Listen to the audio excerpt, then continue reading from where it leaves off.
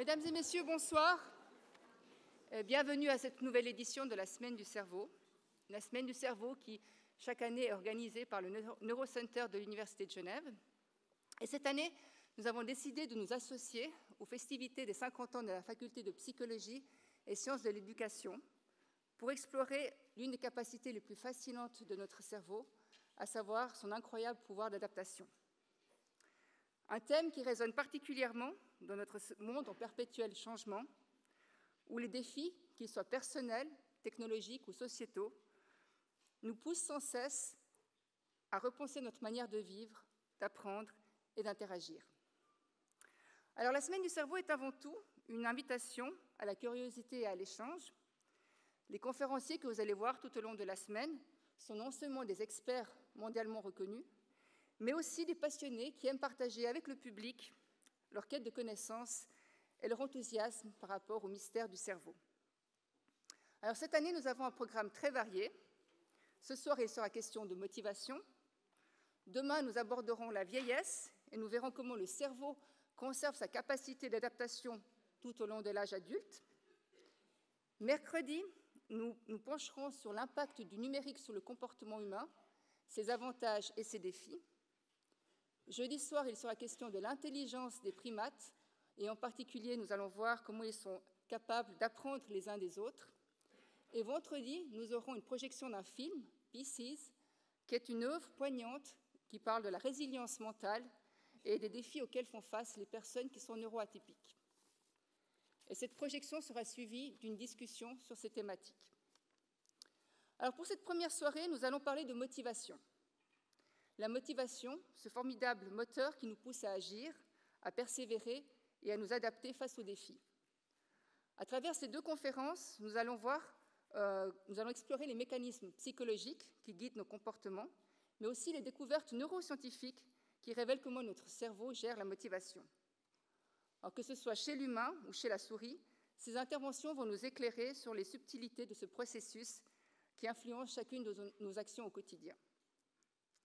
Et donc, dans la première intervention, nous avons la chance d'avoir Guido Gendola, qui va aborder les mécanismes psychologiques de la motivation et tenter de répondre à des questions comme, par exemple, comment stimuler et maintenir la motivation ou comment surmonter les obstacles et les tentations dans la poursuite de ces objectifs. Alors, Guido Gendola est professeur à la Faculté de Psychologie et Sciences de l'Éducation de l'Université de Genève. Il a mené des études de psychologie et un doctorat en Allemagne, et il dirige actuellement un groupe de recherche en psychologie de la motivation à l'Université de Genève. Ses travaux portent principalement sur les facteurs qui influencent la mobilisation de l'effort lors des tâches cognitives en utilisant des méthodes psychophysiologiques, et il a un intérêt particulier pour les effets des émotions sur la motivation. Voilà, je lui laisse tout de suite la parole.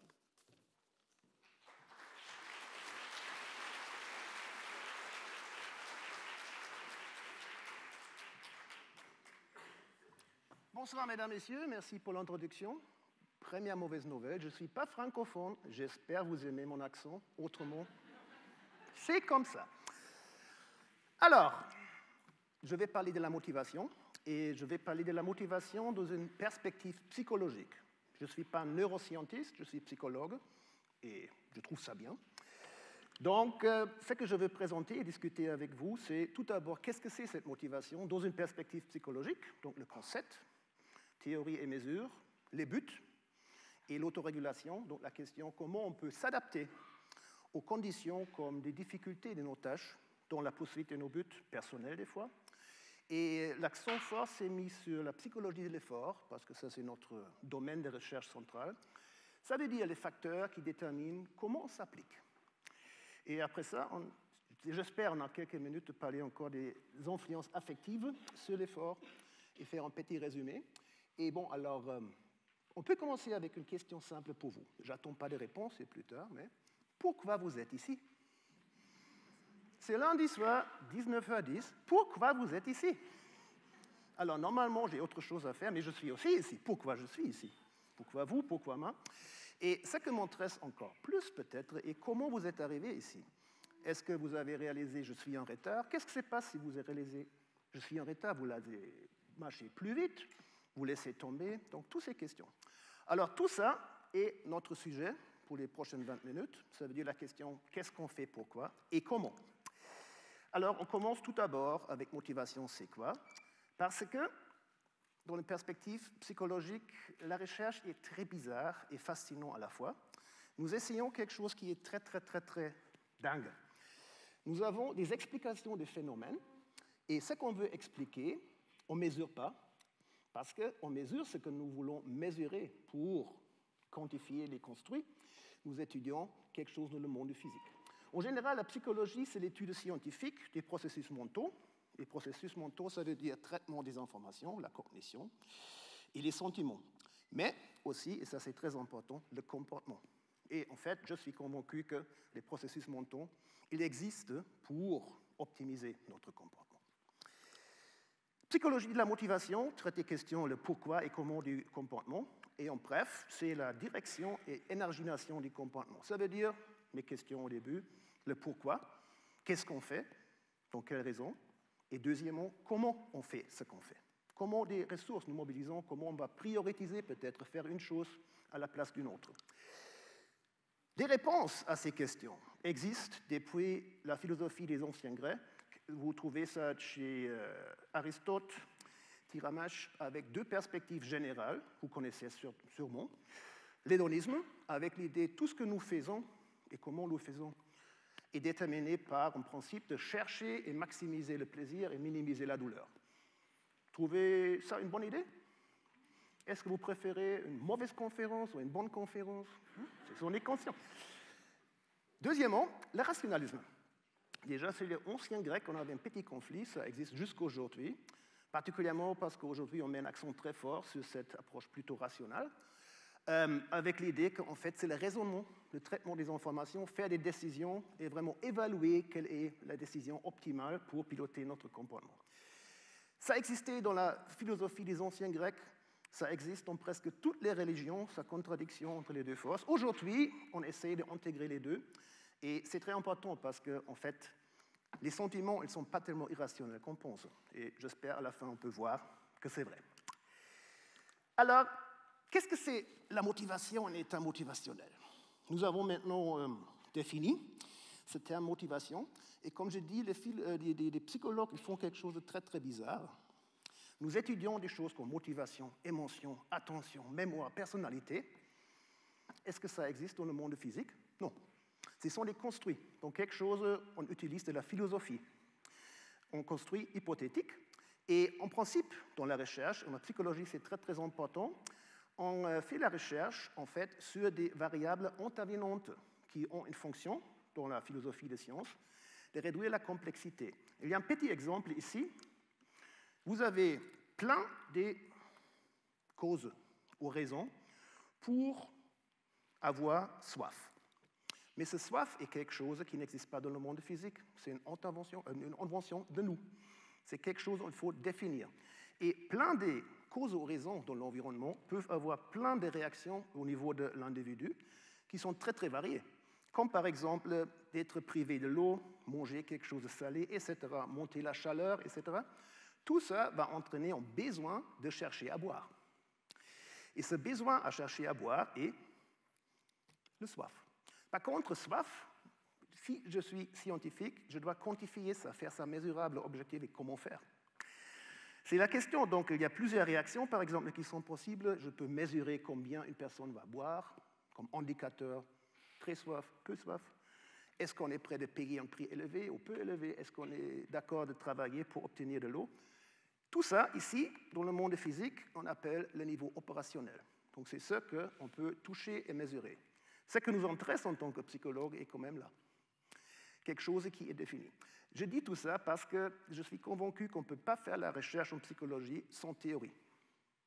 Il y a des chercheurs, des fois, qui disent non, il ne faut pas, il faut seulement mesurer et généraliser. Je pense que ce n'est pas possible parce que les psychologues doivent toujours faire une décision. Comment je mesure? Parce que ce que nous voulons mesurer, en neurosciences, c'est un peu plus facile des fois. Si vous êtes en fondamental, c'est l'activité neuronale. Donc, c'est bien défini. Pour les psychologues, c'est un peu plus complexe. Comment peut-on alors mesurer la motivation? Donc, il y a plusieurs possibilités dans la littérature. Je vais vous donner quelques exemples. Donc, on peut observer le comportement. Mais même là, il faut faire une décision. Est-ce que c'est la durée d'un comportement? Est-ce que c'est quelque chose de comme une intensité? La fréquence de laquelle j'appuie sur un bouton? Ou comment? Mais c'est une mesure fréquemment utilisée. Deuxièmement, je peux mesurer des indicateurs physiologiques. Donc, je pense que mon collègue va parler du cerveau. Moi, dans la semaine de cerveau, je fais un petit scandale, je parle du cœur. Et tout ça pour des raisons scientifiques, et c'est encore plus bizarre, je vais parler du cœur pour mesurer l'effort mental. C'est possible, vous allez voir, mais il y a sûrement aussi des autres indicateurs physiologiques. On utilise l'activité cardiaque, c'est une chose, l'activité cérébrale, l'activité aux plusieurs niveaux de fonctionnement du corps. Et troisièmement, fréquemment utiliser des questionnaires. Ça veut dire l'autorapport. Bon, aujourd'hui, je vais mettre un accent sur ça pour quantifier l'effort. C'est clair que toutes ces méthodes sont soumises aux objectivités et principes de recherche qui sont universels. Bon, pour les neurosciences, pour les psychologues, pour les biologistes, c'est toujours la même chose.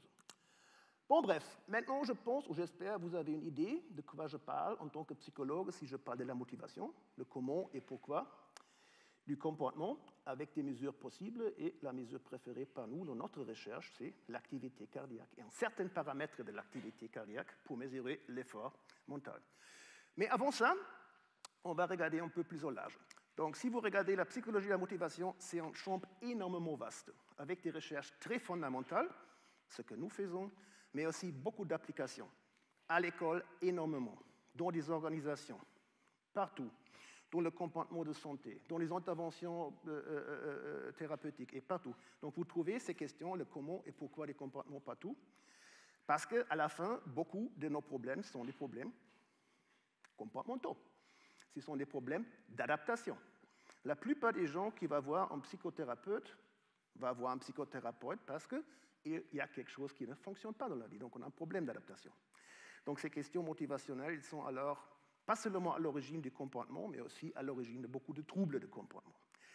Un petit exemple, comment on peut optimiser ce que nous faisons. Il y a beaucoup de théories qui expliquent le pourquoi et comment. Aujourd'hui, on met l'accent plutôt sur des processus d'autorégulation, avec l'idée que nous sommes des agents. Nous ne sommes pas des marionnettes.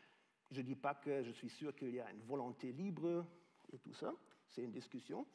Mais par contre, nous sommes capables de faire des décisions. Alors, je pense, tout le monde, c'est une hypothèse. Tout le monde dans cette salle est ici parce que c'était votre choix, non? Est-ce que quelqu'un était pressé? Peut-être vous étiez invité ou apporté, mais pressé de dire tu vas à cette conférence, autrement, probablement pas, non? Et dans notre société libre, encore, beaucoup de notre comportement est déterminé sur la base des décisions par rapport au but. La question clé est maintenant comment je peux réaliser mes buts. C'est un très grand problème. On a eu justement le 31 décembre, donc beaucoup de gens ont beaucoup de résolutions pour l'année. Vous réalisez des fois, bon, on était un peu optimiste, mais il y a quelques petites techniques, on peut vraiment optimiser ce qui est nécessaire pour réaliser un but. Tout ça parle de l'autorégulation. Avec un principe, les psychologues, ils ont pris, pas de la philosophie ou de la biologie, ils ont pris ça de l'ingénierie. Ça veut dire la science de construire des machines intelligentes. Comme un système de chauffage, c'est magique, vous dites à la maison, je veux 22 degrés, et vous avez 22 degrés. C'est dingue, non? Automatique. Bon, pour ça, la machine a besoin de quelques petits paramètres et quelques récepteurs de l'état actuel, la température, d'un système qui peut monter ou baisser la température, et une machine qui est capable de le faire. Si on traduit ça au niveau du comportement, l'autorégulation, c'est un processus dans lequel un organisme, un humain, peut répondre à son propre comportement ou son propre état. Donc, ce n'est pas nécessaire de vous dire, va écouter cette intervention ce soir. Ça existe aussi. Mais fréquemment, c'est nous qui avons décidé. Donc, ça, c'est le but. Je veux arriver à Unis du Four à 19h. Qu'est-ce qui se passe alors pour réaliser mon but? Je dois savoir est-ce que mon but est déjà atteint ou pas. Donc, je dois savoir où je suis. Current state, ça veut dire j'ai besoin de feedback, d'une information par rapport à l'état actuel et un système qui peut détecter une divergence entre les deux s'il y a un conflit. S'il y a une divergence, ça veut dire je veux être à Unilever à 19 h, mais je ne suis pas encore là, vous faites quoi?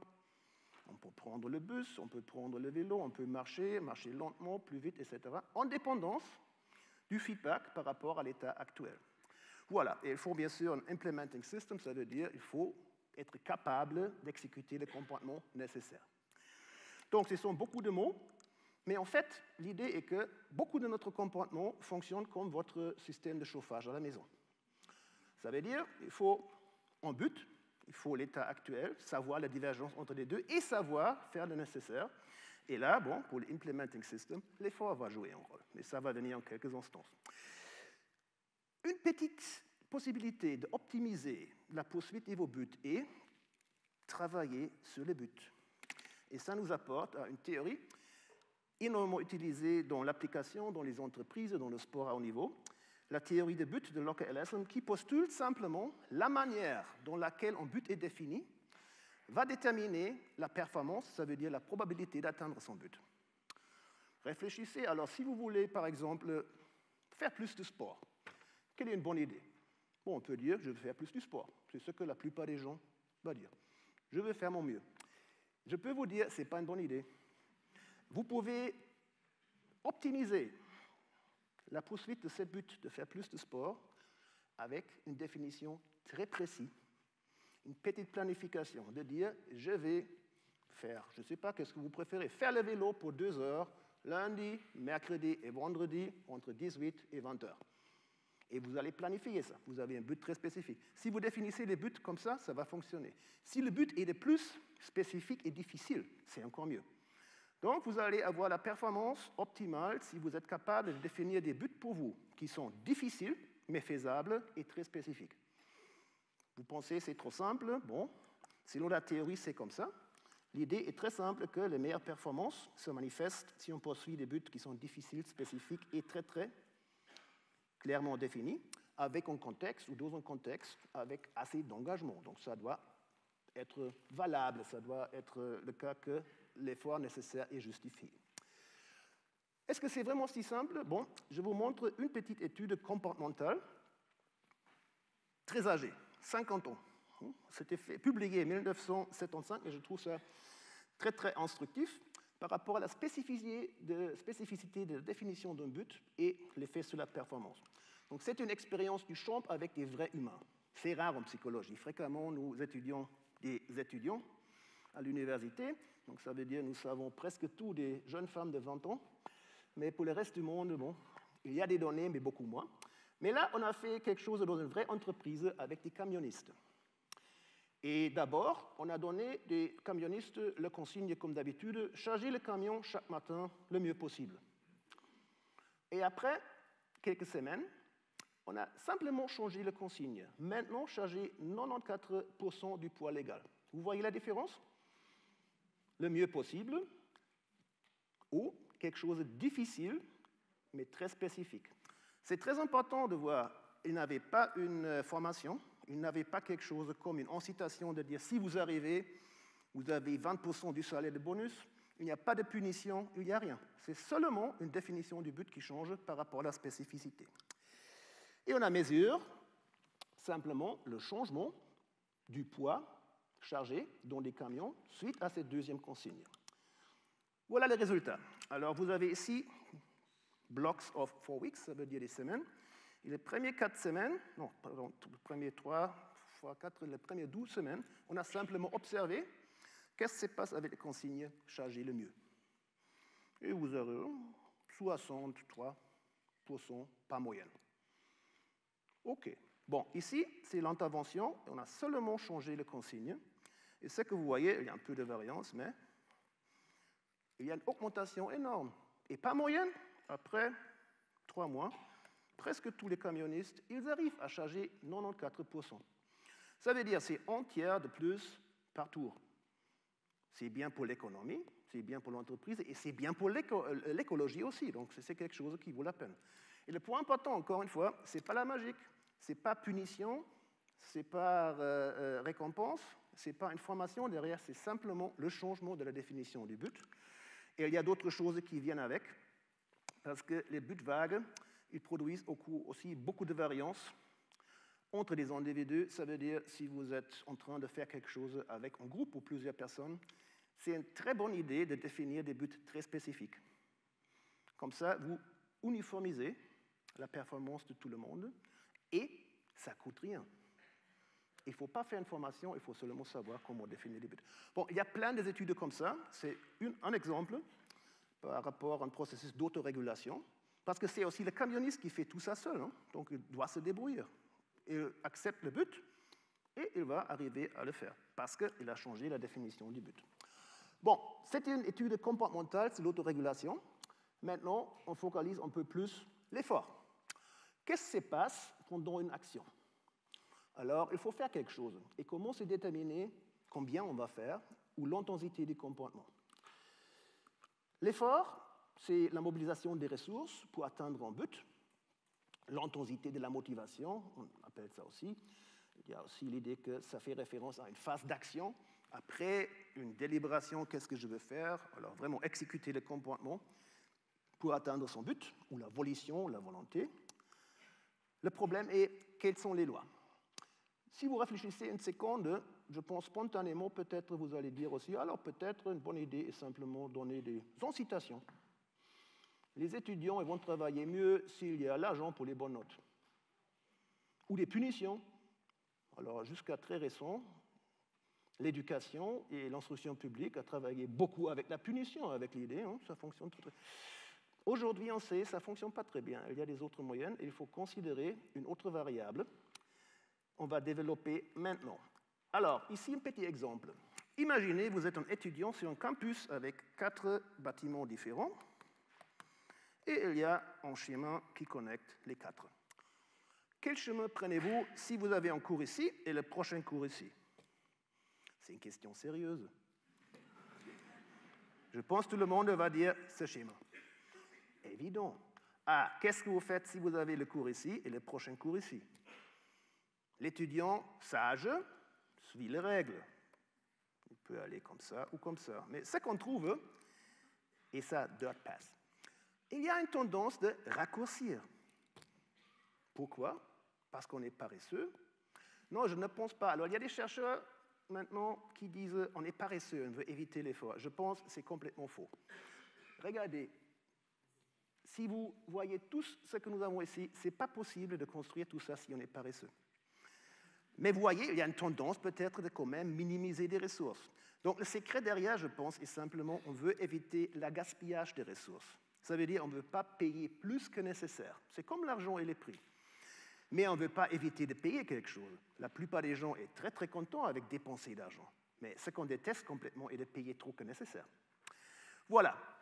Ça existe dans le monde partout. Il y a une petite photo. J'ai pris ça à l'université de Poitiers, mais ça existe pas seulement en France, je vous jure. J'ai vu ça aussi à Genève, à plusieurs endroits. Vous avez le schéma. Bon, mais c'est une connerie de construire ça comme ça, c'est notre côté. Mais il y a déjà ici quelque chose de commun. Et ils sont très directs, les Français, à cette université, donc on raccourcit. Et je pense que c'est OK. On économise du temps, on économise des ressources, bon, pourquoi pas. Donc cette tendance de faire le nécessaire, mais pas plus, c'est peut-être quelque chose d'universel. Et ça veut dire peut-être la variable la plus importante pour notre adaptation par rapport à l'investissement des ressources est simplement la difficulté de ce que nous faisons.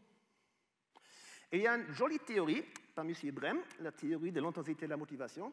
C'est très précis, c'est aussi rare en psychologie, c'est une théorie très très précise, qui prédit simplement on veut éviter le gaspillage des ressources. À cause de cela, on est prêt de faire le nécessaire, aussi longtemps que c'est justifié. Et à cause de cela, c'est la difficulté qui détermine l'intensité de l'effort. Ici, c'est une condition, la motivation potentielle, on peut traduire comme l'effort justifié. Par exemple, cette conférence aujourd'hui n'est pas tellement importante pour moi, je peux y aller, mais ce n'est pas nécessaire. Donc, le plus difficile, il est d'arriver ici, le plus on va mobiliser des ressources, plus d'efforts, mais au max, jusqu'au niveau de difficulté qui est relativement modéré parce que plus n'est pas justifié. Par contre, si la présentation d'aujourd'hui est super importante pour vous, donc beaucoup d'efforts est justifié, et là vous êtes prêt d'aller au max. Et seulement si c'est impossible ou si l'effort nécessaire n'est pas justifié, on montre ce qu'on appelle un désengagement, on laisse tomber. Parce qu'on veut éviter le gaspillage des ressources. Mais en général, ce n'est pas l'importance de ce que je veux réaliser. C'est plutôt la difficulté pour y aller. Et ça, c'est déjà aussi quelque chose que vous avez vu avec cette théorie de but. C'est très, très complémentaire. Vous pouvez créer une très bonne performance si vous définissez des buts qui sont difficiles mais faisables, donc quelque chose sur ce niveau-là. Pour ces buts, vous allez, si c'est important pour réaliser ce but, mobiliser beaucoup de ressources, et ça augmente la probabilité que vous allez réaliser ce que vous souhaitez. Autrement, vous laissez facilement tomber. Donc, en bref, cette théorie dit simplement l'effort monte avec des exigences, l'adaptation, ça veut dire la difficulté de la tâche, la difficulté de l'action, qui est nécessaire d'être exécutée pour atteindre mon but. Et seulement si ce n'est pas possible, je n'ai pas assez de capacité ou l'effort nécessaire n'est pas justifié, je laisse tomber. Nous avons travaillé beaucoup sur cette théorie avec des mesures, j'ai dit ça au début, petit scandale, pas du cerveau, mais du cœur. Et ce n'est pas pour des raisons romantiques, c'est pour des raisons scientifiques, parce que je suis convaincu qu'en certains paramètres de notre activité dans le système cardiovasculaire nous dit beaucoup par rapport à l'intensité de l'effort. Sur ces slides, vous avez beaucoup d'informations.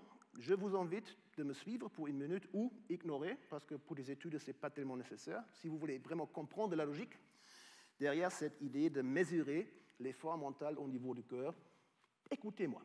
Alors, en psychophysiologie, et ça c'est le domaine dans lequel on veut faire une connexion entre les processus mentaux et ce qui se passe dans le corps, on a relativement tôt observé quelque chose qui était au début très bizarre. Monsieur Obrist, il a donné des chocs électriques aux chiens. Aujourd'hui, on fait moins de recherches comme ça, au moins en psychologie.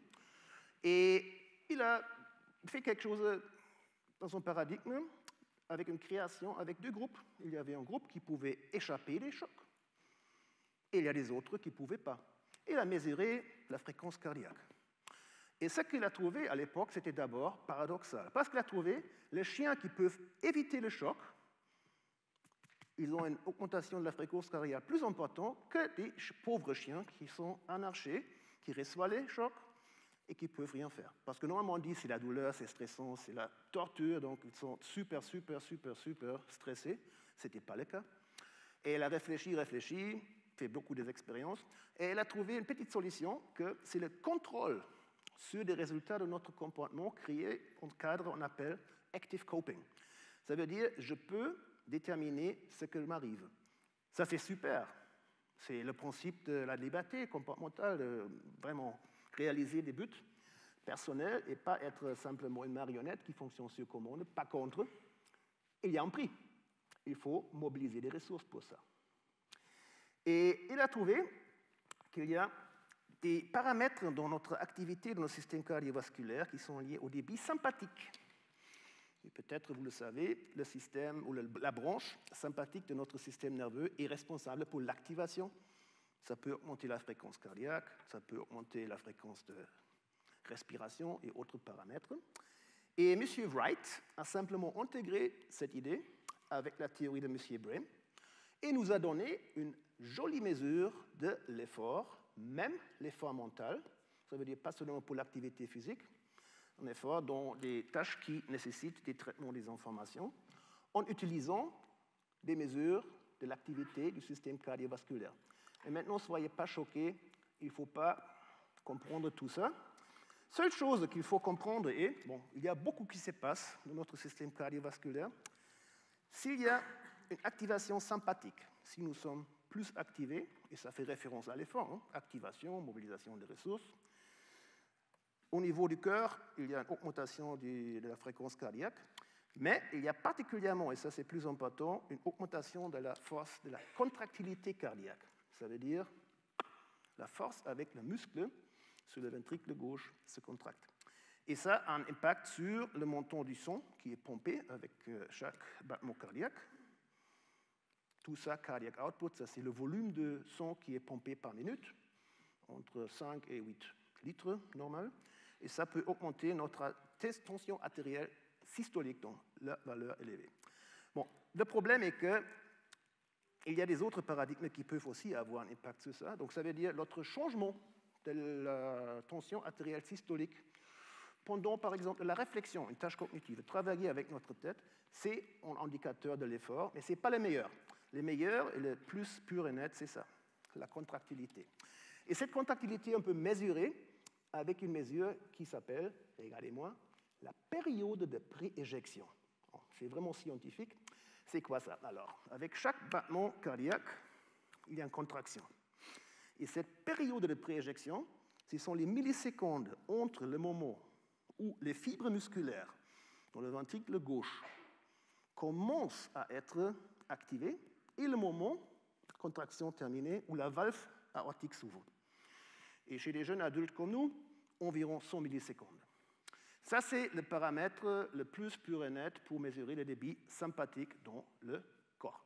Et ce que nous faisons, on fait ça avec des électrodes, et c'est une mesure temporelle. Le plus court, cette période, le plus fort, c'est la contractilité. Le plus important est le débit sympathique, ça veut dire le plus élevé, c'est l'effort. Est-ce que ça fait du sens? J'espère. Regardons si ça fonctionne. Et ça, c'est plus intuitif peut-être. Une petite expérience très simple. Nous avons donné des participants une tâche cognitive de mémoire à court terme. Donc vous avez des séries de lettres, 4 lettres qui disparaissent après un petit délai. Et puis il y a une lettre cible, et votre tâche est simplement de dire cette lettre cible était dans la série auparavant, oui ou non. On a manipulé la difficulté de la tâche avec le temps de présentation des séries de lettres. Donc c'est 1 seconde, c'est super facile. Alors c'est énorme. 1 seconde de stimuli, c'est un an. Une milliseconde. Pas difficile. 100 millisecondes. On peut voir qu'est-ce qu'on va présenter, mais il faut vraiment être concentré. Ou 15 millisecondes, on ne sait rien. Vous voyez qu'il y a quelque chose sur l'écran, mais pas plus. L'idée est maintenant, selon la théorie de M. Brehm, peu d'efforts ici, on peut plus ici, encore plus ici, et peu d'efforts là, parce que ce n'est pas possible de réussir, donc il y a un désengagement. Vous avez ici le changement de cette période de pré-éjection. Le plus court, ça veut dire les valeurs négatives, plus important, signifie plus de débit sympathique. Plus d'activation, plus d'effort. Et vous voyez, c'est super fin. Avec cette petite manipulation de difficulté, vous voyez que c'est exactement le pattern qu'on a prédit. L'effort devient plus important, donc cette période de pré-éjection devient plus courte, plus d'effort. Le plus négatif la valeur, le plus d'effort. Et si c'est impossible, désengagement. Ce qui est peut-être plus facile à comprendre, si vous voyez ici le changement de la tension artérielle systolique, c'est très correspondant. Là, les valeurs positives sont plus de tension, plus d'activation, plus d'effort. Ça monte avec la difficulté, mais au moment que c'est impossible, ça tombe, désengagement. Vous voyez aussi ces barres ici, c'est un indicateur de la variance, donc c'est plus de variance dans cette mesure, et ça fait complètement du sens. La tension systolique n'est pas une mauvaise mesure, mais ce n'est pas la meilleure. Et fréquemment, dans nos expériences, on trouve des effets prédits ici, avec ces périodes de pré-éjection, mais pas nécessairement là. Bon, ça c'est une petite démonstration que, avec une petite manipulation de la difficulté d'une tâche, l'adaptation a un effet sur notre activité cardiaque. Ça, c'est sur l'effort. Bon, il y a bien sûr aussi une littérature qui connecte ça avec la santé. La mauvaise nouvelle est, si vous fonctionnez comme ça, et ça c'est normal, pour les tâches mentales, si vous faites ça très très fréquemment, et vous êtes dans un contexte comme ça, où vous avez des tâches difficiles, vous êtes prêt à faire, c'est pas bien pour votre tension artérielle. Déjà à mon âge. Parce que l'intensité de la réactivité prédit statistiquement qu'est-ce qui se passe avec votre tension artérielle 20 ans plus tard. Et la hypertension, son explication physiologique, si on contrôle tous les facteurs, ça existe. C'est la maladie de la civilisation. Longtemps, on a pensé que ça ne concerne que les hommes. Aujourd'hui, on sait que ça existe aussi chez les femmes. Et c'est absolument clair parce que les différences dans la vie, elles ne sont pas comme elles étaient. Tout le monde travaille, tout le monde a des tâches cognitives à faire, etc. Donc, nous sommes fréquemment confrontés. Donc, ce n'est pas une surprise qu'avec des exigences cognitives que nous avons dans la vie moderne, qu'il y a beaucoup de maladies cardiovasculaires. C'est presque inévitable, je pense. Mais ça, c'est le petit prix à payer. Le processus derrière, c'est complètement normal. Et ça se passe pour tout le monde, dans toutes les tâches. Et là, c'est quelque chose qui n'a pas un gros, disons, débit physiologique par rapport à un travail musculaire. C'est dans le cerveau. On mobilise même plus d'énergie si on veut plus d'efforts que nécessaire pour le traitement des informations-là, mais c'est quand même quelque chose qui reflète très très bien les coûts d'effort, on appelle ça. Donc, débit sympathique. Encore 2-3 minutes? Une. Alors, comme ça. Autre variable, justification de l'effort, et là, la manière dans laquelle nous définissons nos buts. Est-ce qu'on a un choix? Nous avons fait une petite expérience très simple. On a donné à la moitié des participants la possibilité de choisir des couleurs, des stimuli d'une tâche de mémoire. C'est banal, non? Vous avez 4 couleurs, rouge, jaune, vert et bleu, et vous avez 1 minute à réfléchir. Je veux faire cette tâche de mémoire avec des stimuli en bleu. L'autre moitié a reçu des stimuli dans cette couleur qui a été choisie par notre participant. Et puis, vous avez la même tâche, mais la moitié sait que la tâche est facile. Il avait 4 séries de lettres à mémoriser, donc c'est vraiment très facile pendant 5 minutes. L'autre ne savait pas. La difficulté était vague. Et si la difficulté était vague, c'est l'importance de réussir qui va déterminer l'effort. La difficulté ne fonctionne pas. Et sous cette condition, c'est le choix, c'est l'idée qui va déterminer. Parce que ce que nous choisissons, donc les choix que nous faisons personnellement par rapport à nos buts, nous engagent plus que des choses qui sont assignées. Donc, on a mesuré ce changement de la période de préjection, et ce qu'on a trouvé était comme prédit. Si on peut choisir la couleur personnellement, il y a plus d'efforts, donc cette période de préjection change dans une manière plus importante, valeur négative, on dit que l'effort, si la difficulté n'est pas connue, que si la tâche est facile. Si la tâche est facile, le choix ne fait pas de différence, parce que bon, ce n'est pas nécessaire, hein, la tâche est clairement facile, donc justification d'effort n'apporte rien. Par contre, si la tâche est assignée, vous voyez, il n'y a aussi pas de différence significative ici. Donc ça veut dire, dans cette condition, où il y a une ambiguïté par rapport à la difficulté, mais pas d'ambiguïté, que je suis engagé parce que je fais ma tâche. J'ai choisi les couleurs, des stimuli moi-même, entraîne plus d'efforts que sous une condition que la tâche est assignée. Donc, je répète, la liberté a un prix. Il faut travailler pour réaliser ses buts. Et je ne vais pas du tout manquer ça. Donc, je suis prêt à la crise cardiaque pour garder la liberté. Bon, il y a des gens aujourd'hui dans la politique, dans quelques continents, mais aussi chez nous, qu'il faut corriger ça. Hein. Il faut être plus restrictif, plus d'ordre à cette liberté. Ce n'est pas possible, donc c'est trop de problèmes. Et il y a un prix qui vient avec, mais je pense que ce prix est important à payer. Voilà, donc on n'a plus de temps pour parler des influences affectives, mais c'est très simple. L'idée est simplement que nos vécus affectifs, l'humeur positive, négative, va avoir un effet sur la difficulté perçue. Donc chaque tâche nous semble plus difficile dans une humeur négative, et comme ça, il y a aussi des effets systématiques sur l'effort. Voilà, donc je dois m'arrêter ici. Désolé que j'ai pris plus de temps que nécessaire. Petit résumé. Motivation est toujours dirigée vers un but. Il y a aujourd'hui un focus sur l'autorégulation dans la poursuite des buts. Des buts difficiles et très clairement définis, spécifiques, sont très bénéfiques pour entraîner une bonne performance parce qu'ils stimulent l'effort. Et l'effort dépend largement de la difficulté des tâches. Donc ça, c'est le processus d'adaptation, des exigences, et l'effet sur ce que nous sommes prêts à faire, et si nous sommes prêts à faire le nécessaire, de le faire. Je vous remercie pour votre attention, et le slide est comme ça pour faire la transition. Merci.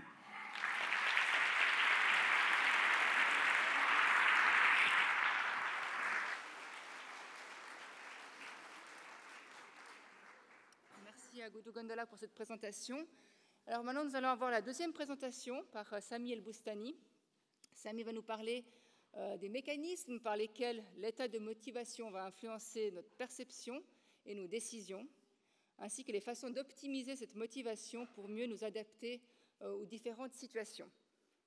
Alors, Sami El-Boustani est professeur en neurosciences à la faculté de médecine de l'Université de Genève. Il a commencé par faire des études de physique théorique, puis ensuite s'est tourné vers les neurosciences. Il a fait son doctorat à l'Université de la Sorbonne, donc un doctorat en neurosciences. Et ensuite, il a mené des recherches dans différents laboratoires, notamment au MIT, aux États-Unis, et à l'EPFL. Et depuis 2019, il dirige un laboratoire au département de neurosciences fondamentales à l'Université de Genève, où il étudie avec son équipe la neurobiologie de la cognition. Voilà, je lui laisse la parole.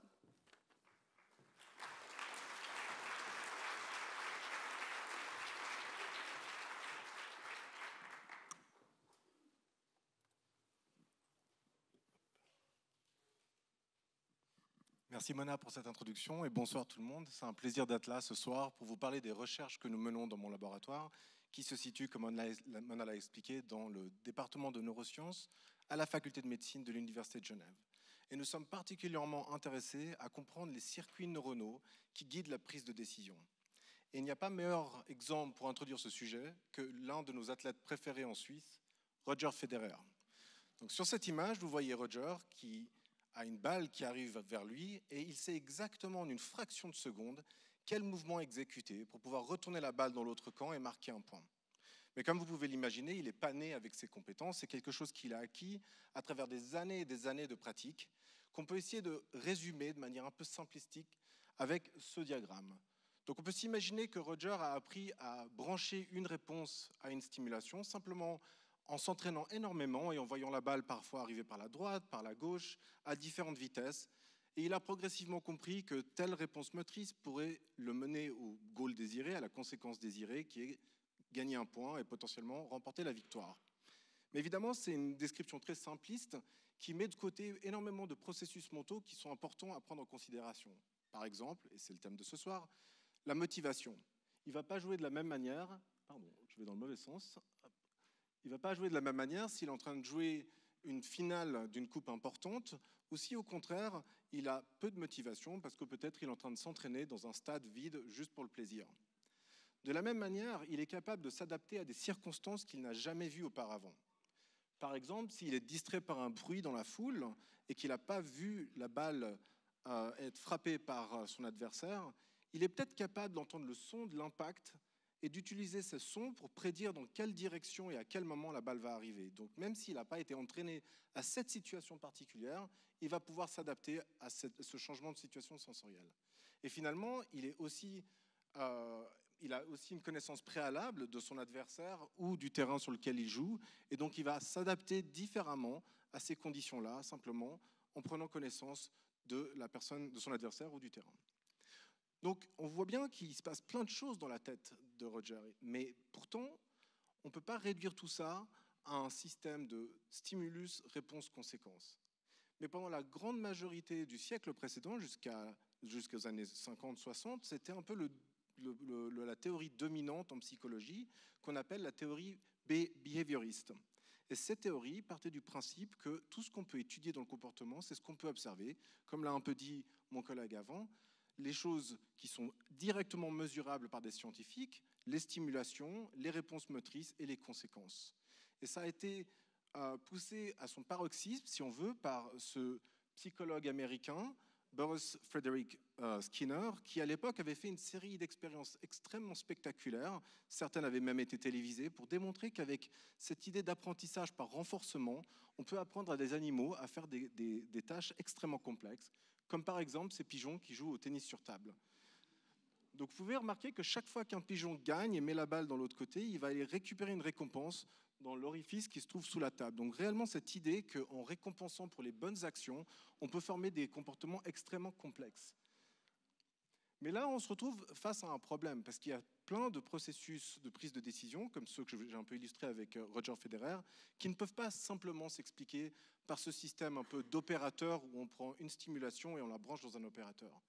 Et c'est au cours des années 50-60 du siècle précédent qu'un mouvement va émerger qui est à l'intersection de la psychologie, de l'informatique, de la linguistique, qui est la révolution cognitive, ou les sciences cognitives comme on les connaît aujourd'hui, qui ont pour but justement d'essayer de comprendre ces processus mentaux qui ont lieu lorsqu'on se comporte, et pas simplement de s'arrêter à la description de ce qui est directement observable. Et donc c'est un peu de ça dont je vais vous parler aujourd'hui, d'essayer de casser cette boîte noire, quelque chose que les psychologues ont fait maintenant pour plus de 70 ans, et qu'en neurosciences on commence à faire depuis 20 ans, puisqu'on a non seulement accès par inférence à ce qui se passe dans le cerveau, mais aussi directement par les mesures qu'on a aujourd'hui pour nos expériences. Mais alors, on n'a pas le luxe d'utiliser des joueurs de tennis professionnels pour étudier le cerveau.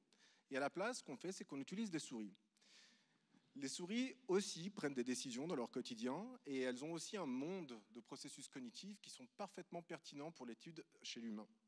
Donc là, je vous résume un petit peu avec ce schéma ce qui se passe pendant une prise de décision. Et les informations qui sont dans ces boîtes grises sont les informations qui traditionnellement sont étudiées par les gens qui font du behaviorisme, c'est-à-dire, encore une fois, ce que en tant que scientifique, on peut mesurer les stimulations présentées, les réponses motrices exécutées par l'organisme et ses conséquences. Maintenant, ce qui se passe dans cette boîte grise, c'est ce qui nous intéresse. Donc, au cours de la prise de décision, on a déjà 3 étapes importantes qui ne sont pas directement mesurables. Il y a l'intégration sensorielle de tout ce que l'organisme perçoit, la combinaison de ces informations. Par exemple, quand on lit le journal, on a des pensées mentales des noms qui sont mentionnés. On a ensuite une décision qui est atteinte. Et une fois que cette décision est atteinte, il y a une planification de la réponse qui finalement va être exécutée et du coup être visible pour le scientifique qui l'étudie. Mais ce processus un peu simpliste est guidé par énormément de processus cognitifs qui ne sont pas encore visibles, mais que je vais vous discuter. Donc là, il y a dans un premier temps les états internes. Les états internes, ça peut être plein de choses. Ça peut être le niveau de motivation, et ça va être le sujet de ce soir, mais ça peut être aussi les états émotionnels. On ne prend pas les décisions de la même manière lorsqu'on est en colère ou de bonne humeur. L'état de fatigue, la curiosité. Et donc tous ces éléments-là ont un impact important sur les décisions qu'on produit. Il y a aussi les informations sur le monde externe, ce qu'on appelle le modèle interne du monde. Parce qu'évidemment, on apprend à interagir avec le monde dans lequel on vit. En tant qu'adulte, on sait que si on tourne une poignée d'une porte, on peut l'ouvrir. Et on sait que si on jette un objet en l'air, il va finir par retomber. Ce sont toutes des expériences qu'on fait du monde qui se font au cours du développement, qui nous permettent de comprendre comment interagir avec les objets. Et finalement, un pilier très important de la cognition, c'est la cognition sociale. C'est-à-dire savoir s'adapter aux différentes personnes avec qui on interagit, savoir représenter le comportement des autres, connaître nos liens de parenté ou de famille, nos réseaux sociaux, etc. Donc ce sont ces différents piliers que nous étudions dans le laboratoire et ce soir, je vais vous parler spécifiquement, comme on l'a dit, du rôle de la motivation dans l'apprentissage. Et pour ça, je vais faire référence à une loi qui a été étudiée par 2 psychologues, ces 2 gentlemen here, Robert Yerkes et John Dilligan-Dodson, qui sont des psychologues américains, qui au début du XXe siècle ont fait des observations assez intéressantes, en étudiant des souris d'ailleurs, où ils ont remarqué qu'il y a une relation qui est non linéaire entre la motivation ou l'activation et la performance dans une tâche qui n'est pas trop simple. Alors je vais essayer de vous illustrer ça avec un exemple un peu intuitif. Imaginez-vous que, comme moi ce soir, vous avez à faire une présentation, on va dire que c'est tôt le matin, et que vous n'avez pas eu le temps de prendre votre café. Donc vous êtes à moitié somnolent, et votre performance, si vous n'êtes pas très actif, risque d'être assez moyenne. Vous n'allez pas être très engageant, vous allez être un peu déconnecté de la présentation. Si vous avez pris le temps de vous lever le matin assez tôt et que vous avez pris un café, il y a des fortes chances que votre performance soit un peu meilleure, vous serez un peu plus engageant. Mais si vous avez été trop gourmand et que vous avez bu trop de café ce matin-là, comme beaucoup de gens ici doivent le savoir, le résultat n'est généralement pas positif, vous risquez d'être très nerveux et de faire une plutôt mauvaise performance. Donc je vous laisse deviner combien de café j'ai eu avant de venir ici. Donc on étudie ça chez la souris, comme je l'ai dit, mais on s'intéresse à un organe particulier qui est très important chez les rongeurs, qui sont les vibrisses. C'est des espèces de moustaches assez longues qui sont sur le museau de la souris et qui permettent aux rongeurs, et aux souris en particulier, de faire énormément de choses dans leur quotidien. Mais on s'intéresse à cet organe aussi parce qu'il a une propriété très intéressante du point de vue des neurosciences, c'est qu'il y a une représentation directe des vibrisses avec la même organisation spatiale dans le cerveau. L'image que vous voyez au milieu représente l'organisation des vibrisses sur le museau. Et comme vous pouvez le voir, elle est organisée de manière très structurée en forme de matrice avec des lignes et des colonnes. Donc on a vraiment ces follicules et ces vibrisses qui sont organisés de manière comme une matrice. Mais au niveau du cerveau, on a aussi des colonnes corticales qu'on appelle des tonneaux, en particulier dans une partie qui s'appelle le cortex somatosensoriel, où chaque tonneau va répondre préférablement à la stimulation d'une vibrisse. Et ces tonneaux sont organisés exactement de la même manière que les vibrisses sur le museau. Donc on a vraiment une organisation spatiale très structurée qu'on appelle la somatotopie, qui va nous permettre en tant que neuroscientifiques de naviguer de manière très facile le cerveau en utilisant cette topologie. Et comme je l'ai dit, les souris utilisent énormément cet organe-là, parce que comme tous les rongeurs, comme beaucoup de rongeurs, les souris vivent dans des environnements confinés, souvent dans l'obscurité, et donc utilisent leurs vibrisses qu'elles vont bouger d'avant en arrière pour explorer le monde, de la même manière que nous explorions le monde si on était dans un endroit noir, sans visibilité, on serait en train de tâtonner les murs pour trouver les obstacles et les éviter. Les souris font exactement la même chose. Elles les utilisent aussi pour reconnaître des objets, comme nous, lorsqu'on appréhende un objet et qu'on le manipule pour pouvoir comprendre sa forme, les souris scannent ces objets en bougeant leur vibrisses sur l'objet pour pouvoir comprendre leur forme aussi. Et finalement, elles utilisent leur vibrisses de la même manière que nous pour les interactions sociales. C'est quelque chose qui est aussi important pour les souris. Donc, qu'est-ce qu'on fait maintenant qu'on sait tout ça pour pouvoir vraiment étudier l'apprentissage et la motivation? Donc, dans le laboratoire, on développe des tâches comportementales relativement simples qui vont nous permettre d'isoler ces différentes composantes. Dans cet exemple-là, on a une souris qui a que 2 vibrisses. On a coupé les autres pour simplifier les choses. Et ces vibrisses peuvent être stimulées indépendamment avec des petits tubes dans lesquels on les insère et qu'on peut bouger séparément. Ces souris ne vont pas travailler gratuitement et c'est là où la motivation intervient. Pour les motiver à faire une tâche, on va réguler leur apport d'eau quotidien de manière à leur donner de l'eau surtout quand elles sont dans ces tâches comportementales. Donc ça va les motiver pour pouvoir travailler, pour pouvoir répondre à nos conditions expérimentales et pouvoir étudier l'apprentissage. Donc la règle de ce jeu est très simple. On a 2 vibrisses ici, la vibrisse A en vert et la vibrisse B. Et la souris doit apprendre à répondre uniquement à la vibrisse A et s'abstenir de répondre pour la vibrisse B. Donc si je stimule ma vibrisse A, ce que je vais voir, c'est que si la souris répond, et répondre ici, ça veut dire lécher le petit tube qui lui fait face, elle va obtenir une goutte d'eau en tant que récompense. Donc ça, c'est perçu par la souris comme une récompense dans ce contexte-là. Si par contre, elle ne lèche pas le tube, on appellera ça un loupé. Maintenant, comme je l'ai dit, il y a une deuxième vibrisse. Si celle-là est stimulée, la souris doit s'abstenir de répondre. Si elle répond, elle a une punition qui est très légère, c'est un time-out, un temps mort de 10 secondes, ce qui est légèrement agaçant, et donc elles vont tendre à éviter de lécher pour cette vibrisse. Si par contre, elle ne lèche pas pour la vibrisse, comme ce qu'on demande, on appelle ça un rejet correct. Donc vraiment assez simple comme jeu. Maintenant, je vais vous montrer ce qui se passe le premier jour où on leur fait faire cette tâche. Pour ça, je vous montre un graphique sur la droite où sur l'axe des X, vous avez les essais. À chaque fois, un essai est une stimulation d'une vibrisse différente. Sur l'axe des Y, on a la probabilité de réponse pour chaque vibrisse. Et je vous ai schématisé en bas la soif de la souris qui, au cours de la session, va diminuer puisque, à fur et à mesure qu'elle obtient de l'eau, elle va avoir de moins en moins soif. Donc, qu'est-ce qui se passe pendant la première partie de cette session? Typiquement, ce qu'on va voir, c'est qu'elles vont tendre à répondre pour tout. Il y a un état d'hypermotivation, donc on va appeler ça l'état hypermotivé, où elles vont essayer de tout faire pour obtenir de l'eau et donc répondre de manière indiscriminée pour les deux stimulations. Donc comme vous pouvez le voir, les 2 courbes sont à 100%. Mais au bout d'un certain temps, il va y avoir quelque chose d'assez intéressant et on va voir que la réponse pour la vibrisse qui n'est pas récompensée va diminuer dramatiquement. Donc soudainement, la souris va commencer à faire la tâche parfaitement. Elle va même atteindre une performance proche de 100%, puisqu'on voit que l'écart entre la courbe verte et la courbe rouge est quasiment maximal. Donc on appelle cet état l'état performant. Et à la fin, évidemment, lorsqu'elle a obtenu suffisamment d'eau, la souris va simplement s'arrêter de faire la tâche, et donc les 2 courbes vont descendre à 0, et on appelle cet état l'état désintéressé. Ok. Donc en ayant vu ça, en tant que scientifique, on se dit, bon, il a fallu une centaine d'essais, ma souris a appris la tâche, clairement elle sait la faire, elle a tout compris.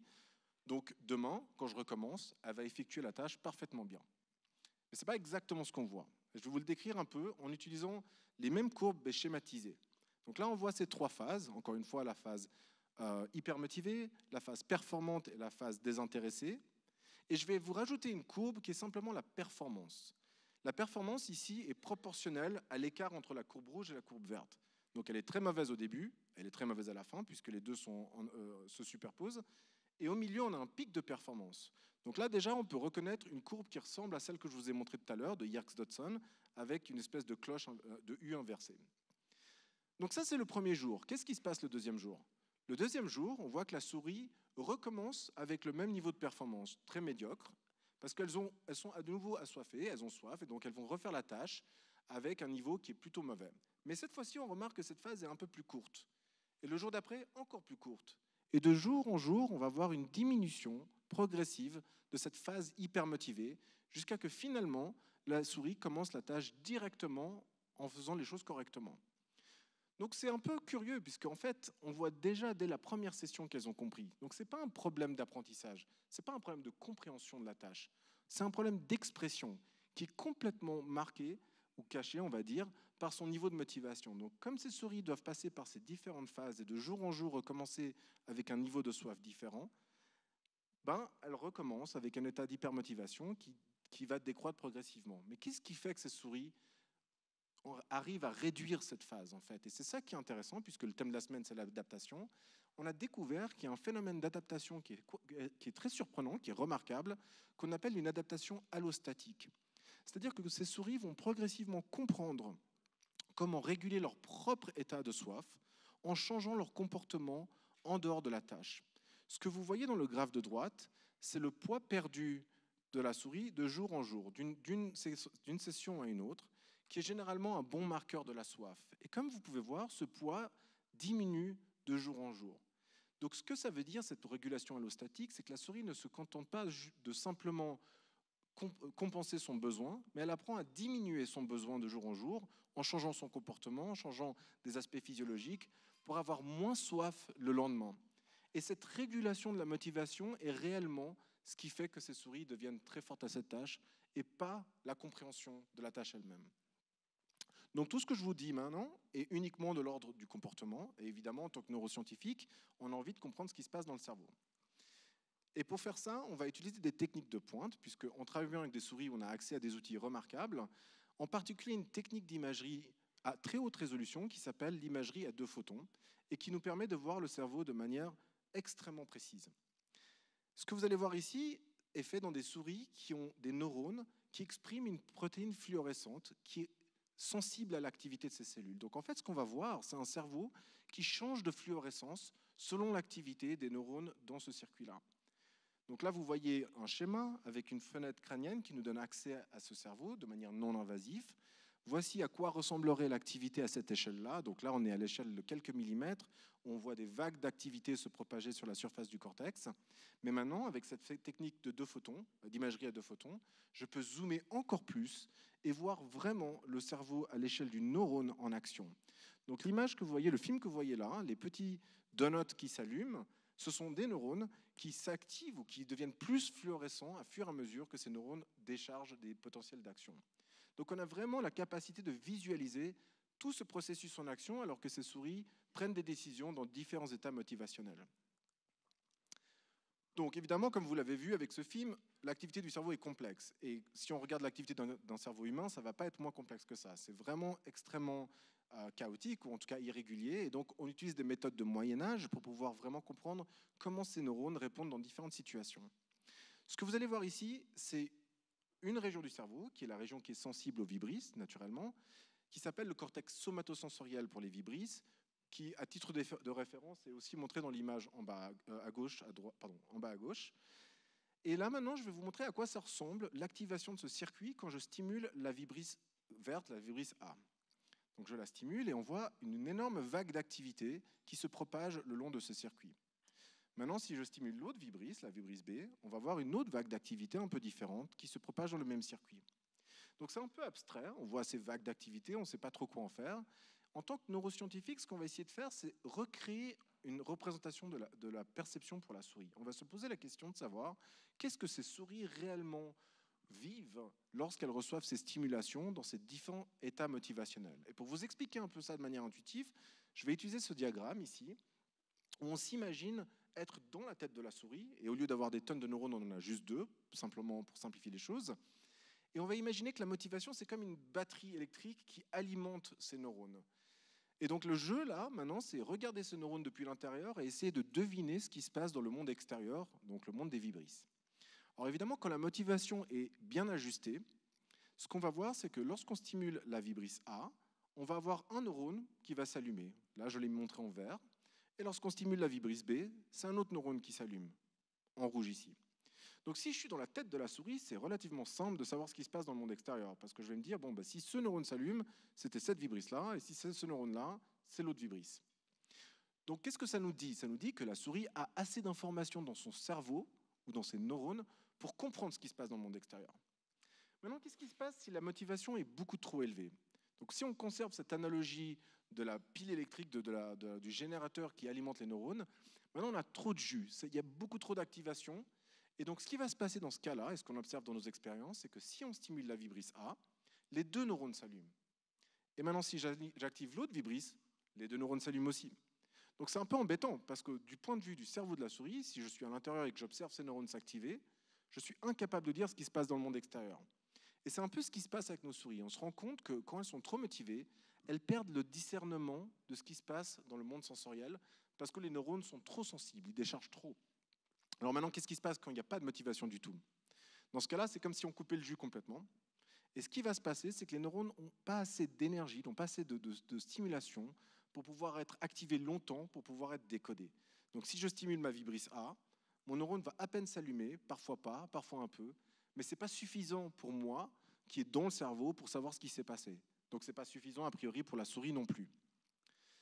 Donc pour résumer tout ça, on s'est rendu compte que ces souris, lorsqu'elles passent à travers ces différents états motivationnels, reproduisent une phénoménologie qui ressemble à cette vieille loi du début du siècle précédent de Yerkes-Dodson, où on a des états de motivation trop hauts ou trop bas qui donnent lieu à des mauvais comportements, et un état optimal entre les deux.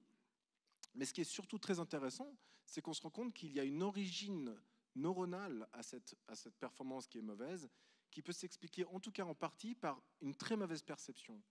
Lorsqu'on est trop motivé, le circuit est saturé et les neurones ne sont plus capables de donner une image adéquate du monde extérieur, une image sensorielle adéquate. En termes visuels, c'est comme avoir une image avec un très fort signal, mais de très mauvaise qualité parce qu'elle est complètement brouillée. Inversement, lorsque le circuit est dans un état désengagé, que l'animal est démotivé, les neurones, cette fois-ci, sont capables de répondre plus précisément, mais ils répondent très peu.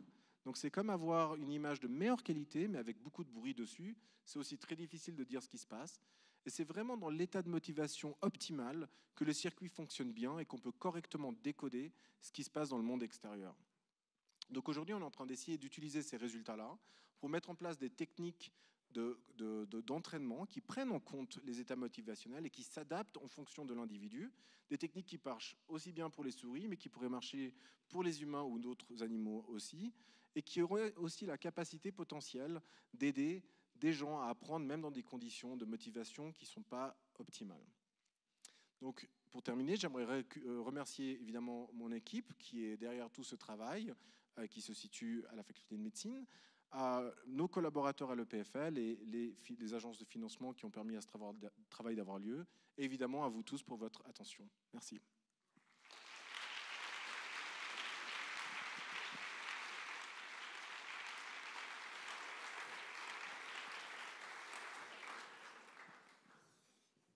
Merci à Samy. Alors maintenant, nous allons faire une session de questions. Donc, je vais mettre avec les deux intervenants et puis on a deux étudiants qui ont des micros pour pouvoir poser des questions.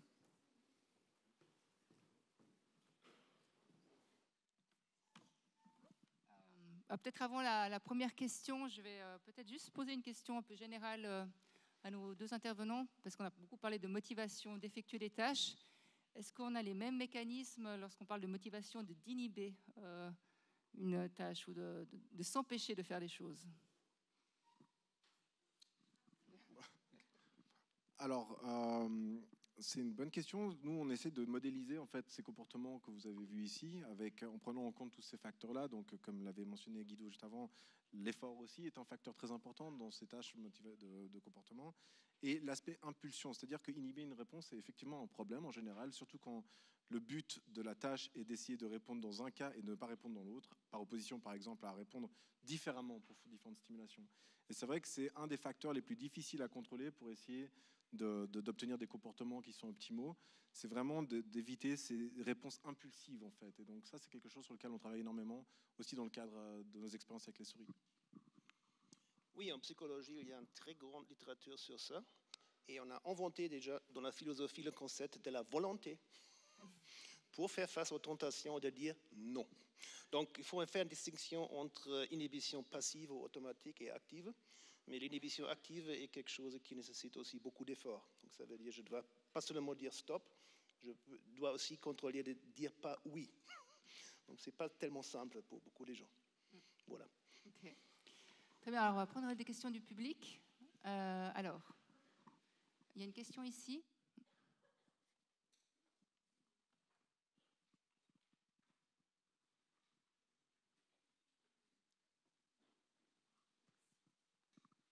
Oui, bonsoir. Merci pour votre présentation. J'avais une question qui rejoint la motivation. Qu'est-ce qui fait qu'en nous, on a à la fois besoin, où on apprécie de refaire par exemple le même trajet, enfin des lieux qu'on connaît, dans le sens peut-être du moindre effort, je ne sais pas, la familiarité avec les choses, et en même temps, on aime bien des choses nouvelles, découvrir, etc. Merci. Alors, je pense que c'est une excellente question. Je pense que ça fait partie aussi des propriétés de la personnalité d'avoir un certain degré de curiosité. C'est toujours impressionnant de voir à quel point ça change avec l'âge. Moi, quand j'ai vu ma fille grandir, cette énergie pour découvrir des choses, même si ça demande énormément d'efforts, ça fait partie aussi de la manière dont on alimente notre connaissance du monde. Donc c'est sûr qu'il faut être attentif à ne pas avoir une vision trop réductionniste de tout ça, surtout quand on travaille avec des expériences qui sont très contraintes. Notre impulsion à découvrir des choses et à comprendre le monde est aussi extrêmement importante. Et parfois, ça passe par un effort conséquent, pas prendre le chemin le plus court, parce que peut-être qu'on va s'éduquer mieux pour mieux comprendre comment interagir avec notre monde. Donc cet aspect-là est aussi un aspect important qu'on n'a peut-être pas discuté ce soir, mais cette curiosité, cette impulsion vers la nouveauté est quelque chose qui aussi dirige notre comportement. Je dirais même que c'est un facteur principal pour notre comportement, particulièrement pour l'apprentissage. Donc dans le développement, je pense que l'intérêt est considéré comme l'émotion la plus importante pour le développement de l'enfant. Découvrir et chercher. Par contre, pour les psychologues, c'était très longtemps une casse-tête. Parce qu'on est parti de l'idée, en fait, bon, on est un peu paresseux, on veut réduire les ressources, etc. Et pourquoi on est motivé de faire quelque chose qui est inconnu? Donc aujourd'hui, on sait relativement bien que l'intérêt est piloté pas seulement par le désir de savoir, mais plutôt par le désir de comprendre. Et ça veut dire on est très intéressé dans une situation dans laquelle quelque chose est nouveau et complexe, mais compréhensible.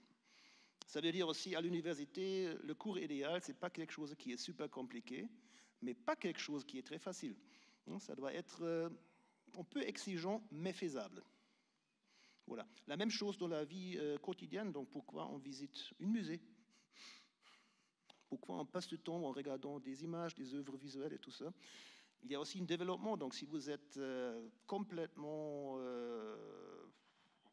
amateur de l'art visuel, normalement on préfère le surf, la montagne et le lac, et c'est joli, c'est bien, le réalisme. Par contre, si vous avez plus d'expérience, on cherche toujours, en guillemets, les nouveaux défis. Donc il y a quelque chose en moteur, avec la connaissance, on est bien plus curieux, et c'est jamais arrêté. Voilà. Mais c'est très, très, très important pour la motivation, en bref. Très bien. Notre question?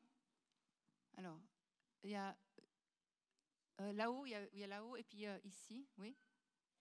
Alors, peut-être là-haut.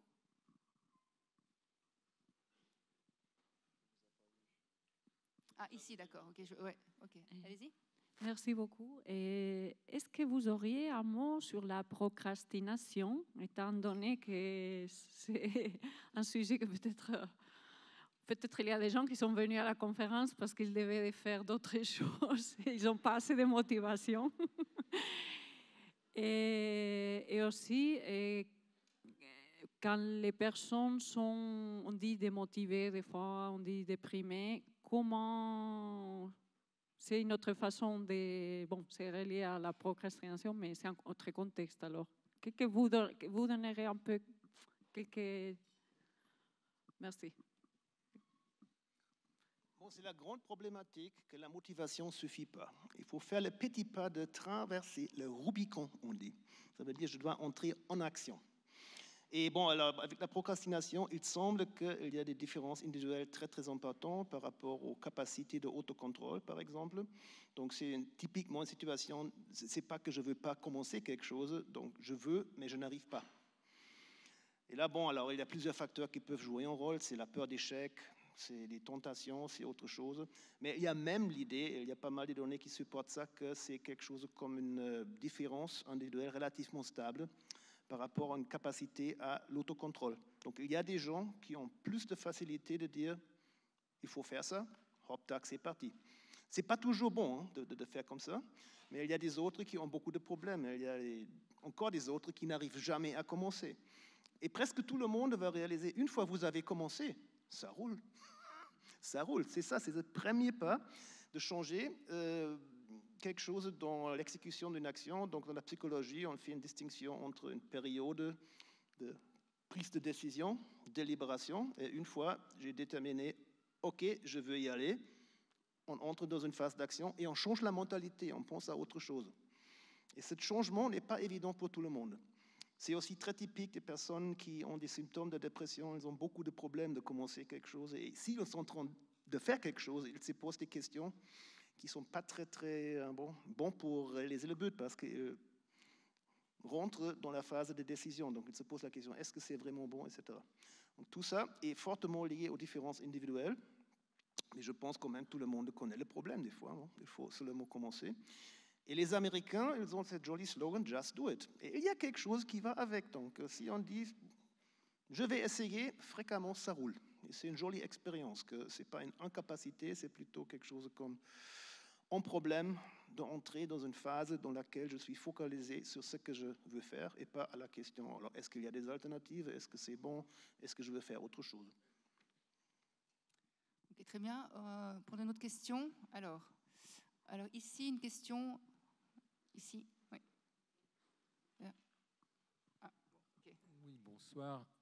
Est-ce qu'il y a eu des études pour essayer de modéliser peut-être des échelles de facteurs de motivation, par exemple qui peuvent être l'argent ou l'envie de réussir ou de faire mieux que l'autre, enfin comparé peut-être à la pyramide de Maslow, notamment dans le monde occidental. Donc est-ce qu'on sait finalement qu'est-ce qui va être plus fort justement comme motivation qui va, en tout cas, et peut-être même aboutir à plus de résultats, je ne sais pas, comme Federer, voilà, il serait plus motivé à gagner Roland-Garros, peut-être que, je ne sais pas, un petit tournoi de rien du tout.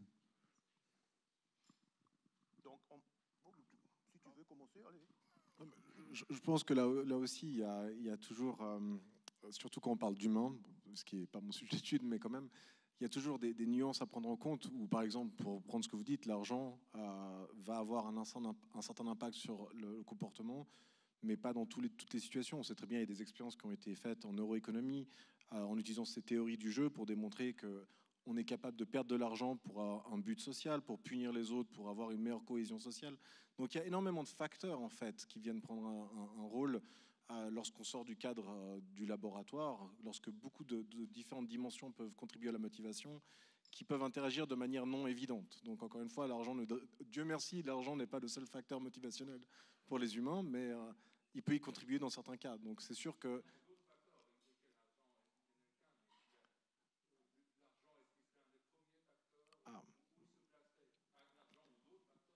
Mais en fait, je pense que tous ces éléments de motivation dépendent aussi du besoin. Donc quelqu'un qui serait riche serait peut-être moins attiré par quelque chose qui va lui donner de l'argent qu'un autre type de besoin. Ou peut-être, voilà. Alors là, je vous avoue que je ne suis pas spécialiste, mais encore une fois, je pense qu'il faut toujours prendre en compte, quand on parle de facteurs motivationnels, le besoin de l'individu. Parce que c'est évidemment drivé par ça. C'est exactement ça, c'est le besoin. Ça veut dire pour... Je pense que cette jolie idée de Maslow n'était jamais vraiment testée. Alors, je ne peux pas dire si c'est prouvé, mais c'est une idée. C'est une idée et j'ai un peu de doute que c'est comme ça. C'est assez logique de dire peut-être il y a d'abord des besoins physiologiques qu'il faut satisfaire avant je peux faire quelque chose pour mon ego et après ça, des liens sociaux. Mais quand même, si c'est comme ça, c'est une question. Par contre, dans la pyramide, il y a aussi l'idée qu'il y a quelque chose de développemental qui se passe et ça veut dire pendant des périodes de notre vie, ça change. Nos besoins changent. Pour le bébé, c'est des besoins physiologiques. C'est comme pour le rat, en guillemets. Hein. Donc, c'est survivre. C'est simplement ça. Et avec l'adolescence, il y a autre facteur. C'est mon statut, ego, qui joue un rôle. Et le lien social, établir ça. Et bon, je pense que ça dépend toujours des besoins, avec des différences individuelles. L'argent fonctionne aussi, si on est riche, quand même, toujours assez bien. Mais ce n'est pas nécessaire. Alors, j'ai mentionné là, Locke et Lesson qui ont travaillé beaucoup dans les entreprises. Ils ont fait aussi une fortune à côté parce qu'ils ont une entreprise de conseil. Donc, ils ont fait beaucoup avec des grandes entreprises des États-Unis. Et c'est toujours la même chose. Hein. Les entreprises, ils pensent qu'il faut travailler avec des bonis ou des punitions monétaires. Ça fonctionne. Ça fonctionne, mais ça fonctionne assez mal. Si vous focalisez plutôt sur la définition de but, vous avez beaucoup plus d'effet sur la performance qu'avec un bonus. Ça dépend. Donc l'argent peut motiver, ce n'est pas le seul facteur. Si vous avez besoin d'argent, peut-être plus que si vous avez moins besoin. Mais il y a aussi des autres facteurs. Et aujourd'hui, on sait aussi qu'il y a beaucoup qui est apporté par la personne, comme l'autonomie, c'est un gros mot. Pour moi, c'est plutôt d'avoir du contrôle. Donc si vous laissez les gens décider ou avoir l'illusion de décider quelque chose par rapport à leur vie, c'est super motivant. Ils s'engagent beaucoup plus, ils sont prêts à prendre beaucoup plus de défis et des obstacles plus élevés. Par contre, si vous avez que les tâches assignées, on peut l'exécuter, mais ça ne marche pas tellement bien. Ok, on va prendre une question là-haut et puis ensuite ici. Après. Oui, mais après c'est ici. Oui, là-haut, monsieur là. Tout en haut, ouais. Bonsoir. Tout d'abord, merci pour la présentation. Et j'ai une petite question par rapport à des techniques, s'il y en a, et je suppose que oui, pour maintenir la motivation, pour se remotiver. On a le but, on a la difficulté, et après une certaine période, la motivation est en baisse. Il y a des techniques pour se remotiver? Il y a. Merci. Il y a, mais il faut payer pour apprendre ça. Non. C'est pas vrai. Mais c'est aussi vrai parce qu'il y a maintenant beaucoup de gens qui font beaucoup d'argent avec l'entraînement de motivation, hein, avec des salles comme ça, mais là, vous payez beaucoup pour apprendre ce que je viens de présenter. C'est gratuit aujourd'hui. Non, il y a. Bien sûr, il faut considérer un peu l'aspect dynamique. Vous entrez à faire quelque chose, c'est justifié, c'est intéressant pour vous, c'est difficile, vous vous engagez. Mais bien sûr, il y a des facteurs qui viennent avec le temps, comme la fatigue. La fatigue va rendre ce que vous faites, même si vous êtes très intéressé de réussir une tâche à long terme, ça va rendre la tâche plus difficile. Et si c'est tellement difficile que vous n'êtes plus d'accord de mobiliser l'effort nécessaire, vous laissez tomber, c'est normal. C'est même peut-être bien, parce qu'autrement, vous n'arrêtez jamais. Donc, il y a quelques facteurs qui viennent avec le temps. Deuxièmement, il faut aussi considérer que les besoins ils peuvent changer. Donc, vous commencez quelque chose, comme par exemple les études en psychologie. Les premières semaines, c'est magnifique, la salle est pleine comme ici. Et après quelques semaines, bon, alors ce nouveau monde super intéressant et stimulant obtient un caractère de boulot. Il faut apprendre et tout ça, tous les termes en anglais. Donc là, c'est moins intéressant. Donc, moins d'efforts est justifié et on commence peut-être à se désengager peu à peu. Donc, c'est simplement un aspect, disons, du temps qui apporte quelques variables qui ont un effet sur le niveau d'exigence. Et toujours la question, est-ce que je suis prêt de faire face à ces exigences ou pas? Et si je suis plus prêt, on désengage, on laisse tomber. Et c'est bien, parce qu'on pense toujours, c'est tellement important, procrastination, de commencer à faire quelque chose. C'est super important, mais c'est aussi important d'arrêter. Si vous voulez quelque chose et vous n'allez pas obtenir, c'est l'horreur. Alors, tout le monde qui était une fois dans la vie amoureux à quelqu'un qui n'a pas répondu, vous savez, c'est l'enfer, hein? Et il y a des gens qui vivent ça tous les jours. Hein. Il y a quelques symptômes avec quelques troubles psychiques où c'est très typique de définir des buts. J'ai vraiment besoin de ça, mais je suis convaincu que je ne peux pas l'obtenir. Ça entraîne des misères. Voilà. Donc arrêter, laisser tomber, c'est aussi très important. Ça veut dire la psychologie du désengagement.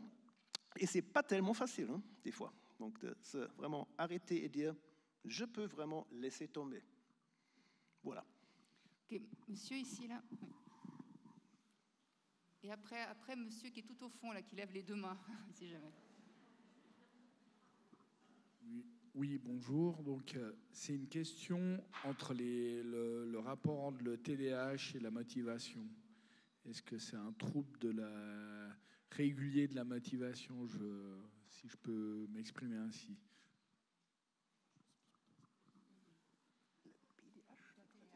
Ah, bon, alors je ne suis pas expert, je suis allemand, je suis dans la bière, donc je ne peux pas dire, mais probablement il y a un lien. Il y a un lien. Mais là, bon, c'est plutôt quelque chose de physiologique, neuronal, et je ne suis pas l'expert. Peut-être mon collègue? Malheureusement, je suis désolé, je sais. Ok, le monsieur qui est tout en haut, oui. Allez-y, oui, allez-y. Ouais. Merci, bonsoir. J'ai une question pour le premier intervenant. Vous avez parlé d'une expérience sur les chiens soumis à des stimuli répétés. Et suite à ces stimuli, je n'ai pas très bien compris. Il me semble qu'il ils réagissaient positivement à l'expérience ou enfin, je voulais j'ai lu quelque chose d'Henri Laborit qui a fait une étude sur les souris par rapport à un stimuli répété où ils n'avaient pas la possibilité de fuir ou alors ils pouvaient fuir. Et dans le cas où ils ne pouvaient pas fuir, cela engendrait un stress et les souris développaient l'hypertension. Et ce stress restait des années, restait marqué pour des années. Alors, j'ai pas bien compris cette première expérience sur les chiens qui était soi-disant, qui était apparemment positive à la régularité du stimuli. Alors, c'était cette expérience par Obrist dans laquelle il a travaillé avec un paradigme qu'on appelait à l'époque résignation apprise. Ça veut dire, vous recevez quelque chose qui est vraiment douloureux, mais vous pouvez le contrôler ou pas. Et ce qu'on a pensé, bien sûr, et si vous recevez des chocs électriques répétitifs, c'est super stressant. Donc, c'est une douleur qui est répétée, répétée, répétée. Mais à contraire à cette hypothèse intuitive, il a trouvé, avec des indicateurs physiologiques, ça veut dire fréquence cardiaque comme indicateur de mobilisation des ressources ou du stress, ceux qui pouvaient contrôler, donc ceux qui pouvaient prévenir, qui ont appris, il y a un stimulus qui prédit, maintenant il y a du mal qui arrive, mais je peux sauter à côté et comme ça il n'y a pas de choc. Ils étaient plus stressés que ceux qui ont reçu des chocs. Au début, ils étaient aussi stressés, mais après quelques temps, ils s'adaptaient. C'est un fait, on connaît, c'est la résignation. En fait, c'est horrible, mais c'est pourquoi on fait la torture dans quelques pays, dans les prisons. On veut casser la personne. Et on observe ça. Si vous avez l'idée, on ne peut rien faire, absolument rien faire pour éviter du mal, vous résignez. Il y a même des observations dans des avions, je ne sais pas qui était déjà dans un avion avec un problème technique. J'étais une fois dans une qui a perdu de l'essence pour un vol transatlantique. Bon, j'étais calme. J'ai continué, moi, je ne pouvais rien faire. Par contre, il rapporte si vous avez quelque chose comme un problème sur un bateau, c'est autre chose, parce que vous avez cette illusion, au moins, ou cette idée de contrôle. Donc, c'est la question, est-ce que je peux faire quelque chose? Est-ce que je peux contrôler ce qui est bénéfique à long terme pour nous? On peut déterminer, on est autonome, on a des choix. Par contre, il y a un prix à payer. Et les chiens, à la fin, ils ont payé un prix, ce n'était pas la douleur, ils pouvaient éviter la douleur, mais ils ont mobilisé beaucoup de ressources. C'était aussi pas mauvais, ils étaient très sportifs, c'est un bon entraînement d'éviter toujours. Par contre, ils étaient stressés. Mais c'est vrai que c'est un peu paradoxal parce qu'en général, on dit qu'un des ingrédients du stress, c'est le manque de contrôle. Donc là, vous dites qu'en fait, c'est... Le stress, c'est un concept très mal défini avec plusieurs facettes. Mais là, c'est pourquoi c'était cette définition par Obrist avec ce paradigme active coping et passive coping. Ça veut dire, est-ce que je peux faire quelque chose ou je ne peux pas faire quelque chose? Est-ce qu'il y a une différence alors au début de l'expérience ou parce que vous parlez de résignation, donc du coup c'est peut-être après un certain temps en fait quand on réalise qu'il n'y a vraiment plus aucune solution? C'est ça. Alors au début, les chiens ils montrent beaucoup de symptômes de douleur et de stress. Ils hurlent, ils veulent échapper, mais ils ne peuvent pas. Et après quelques essais, ils comprennent, bon, rien à faire. Et on accepte. Okay. C'est pas agréable, mais quand même, c'est moins stressant. Comme je dis, la liberté a un prix. Je suis prêt à le payer, mais il y a des autres qui disent c'est trop cher. Très bien. Alors, on va prendre une question devant. Oui, monsieur, là.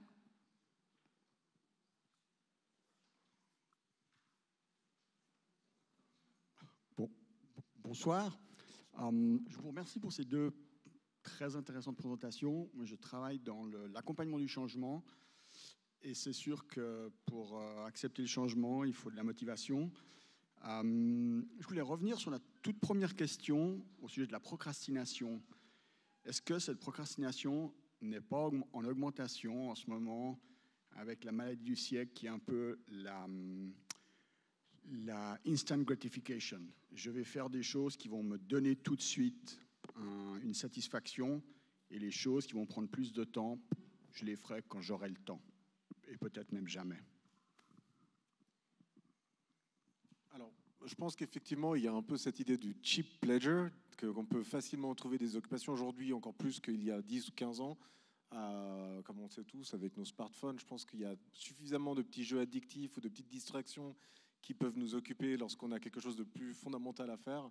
Pour revenir sur ce que mon collègue disait, c'est vrai qu'il y a un des problèmes fondamentaux de la procrastination, c'est commencer un projet nouveau, l'angoisse de la page blanche en fait. Et c'est vrai que lorsque le train est en marche, c'est moins un problème, on procrastine moins que quand on doit commencer à rédiger un projet ou commencer une nouvelle œuvre d'art ou peu importe, on a quelque chose de nouveau à démarrer.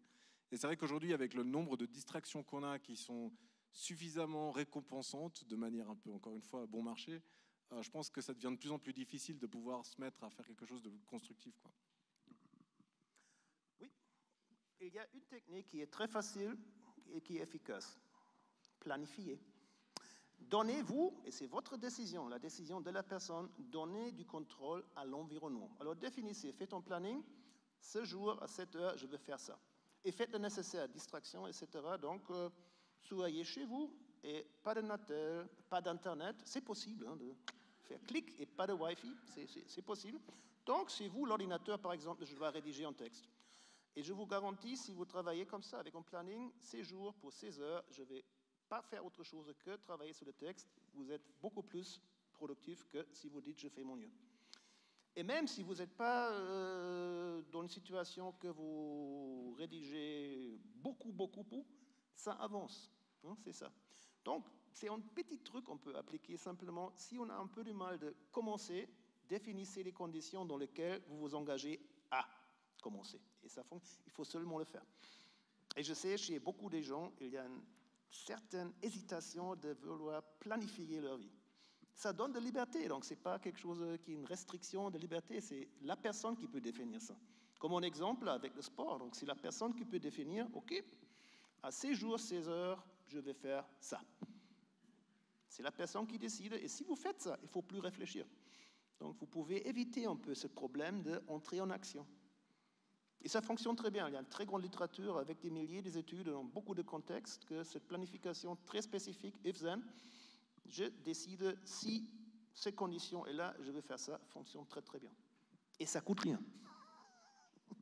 Après, le problème peut parfois être un peu inversé, comme lorsqu'on utilise cette gamification, le fait d'utiliser un peu des principes de jeu ou de récompense à bon marché pour apprendre, comme je ne fais pas de pub pour ce système-là, mais Duolingo, que beaucoup de gens, j'imagine, connaissent, où on essaie d'apprendre un langage en utilisant justement tous ces petits atouts de la récompense rapide, avec les petits sons, le format du jeu, qui peut aussi aider en fait, à se motiver pour apprendre quelque chose. Donc ça peut être aussi utilisé dans le sens inverse. Okay, très bien. On va prendre une question en haut peut-être, et puis ensuite une question en bas. Une question en haut? Non? Alors, madame, ici? Oui.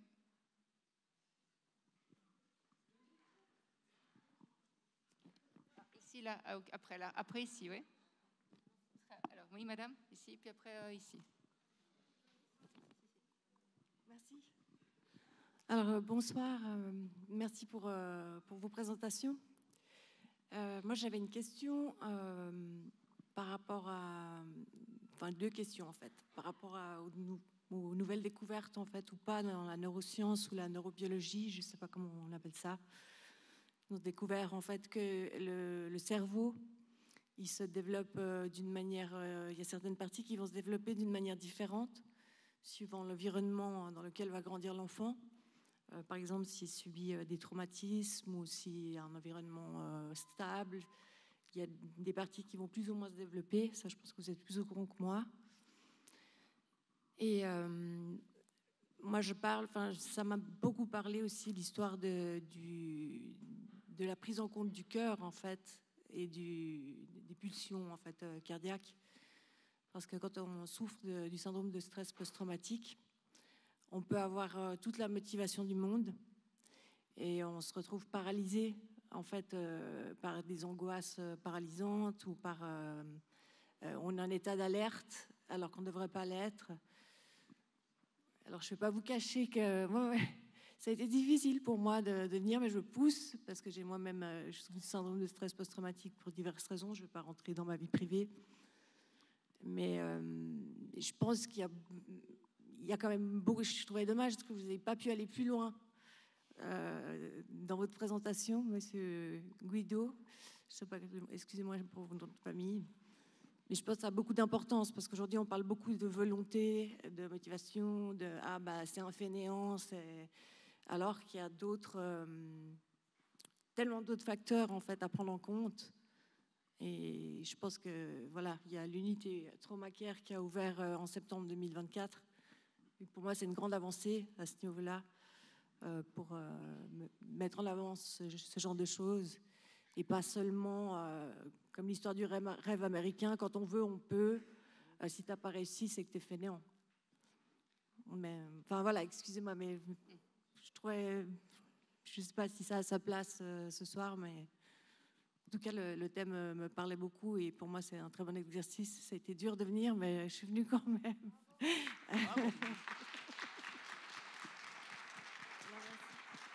Très bien, je ne sais pas si vous avez des commentaires.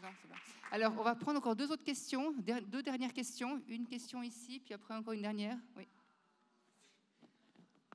Du coup, vous avez parlé de la souris et comme quoi on pouvait mieux maximiser nos ressources quand on n'est pas hyper motivé.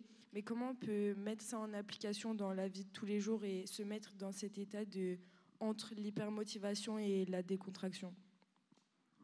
Alors, c'est une excellente question. Et d'une part, on est en train d'activement travailler sur des méthodes qui permettent de réguler ça. D'un point de vue, si on prend l'école ou les études, parce que c'est un exemple qui parle toujours, surtout aux plus jeunes, il y a plein de méthodes que certains étudiants mettent en place d'eux-mêmes ou des méthodes d'apprentissage qui sont adaptives, c'est-à-dire qu'on va avoir des exercices qui vont être rendus plus difficiles ou plus faciles en fonction du succès de l'étudiant. Si on commence à faire des exercices et que c'est trop dur, ça va s'adapter automatiquement pour permettre à l'étudiant d'être toujours dans un état où il y a un sentiment de succès mais aussi de challenge.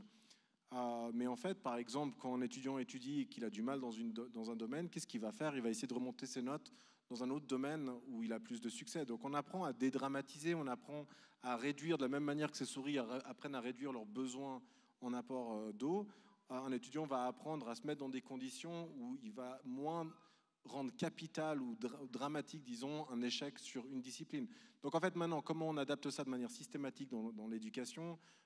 Je pense que c'est un sujet assez vaste et encore une fois, on a envie de proposer des solutions. On est en train de le faire dans le cadre de nos expériences avec les souris pour essayer de mettre en place des méthodes adaptatives. Mais c'est une excellente question. C'est sûr que selon le contexte, selon le besoin, selon l'urgence, il y a ou pas des possibilités à mettre en place pour pouvoir aider les personnes qui sont sous- ou surmotivées. Mais voilà, moi je prends souvent l'exemple de l'éducation parce que c'est un exemple qui parle beaucoup. Ok, merci. Une dernière question alors. On va peut-être prendre là-haut s'il y a des questions, non?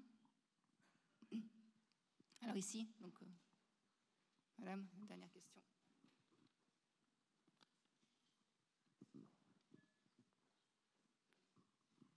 Bonsoir.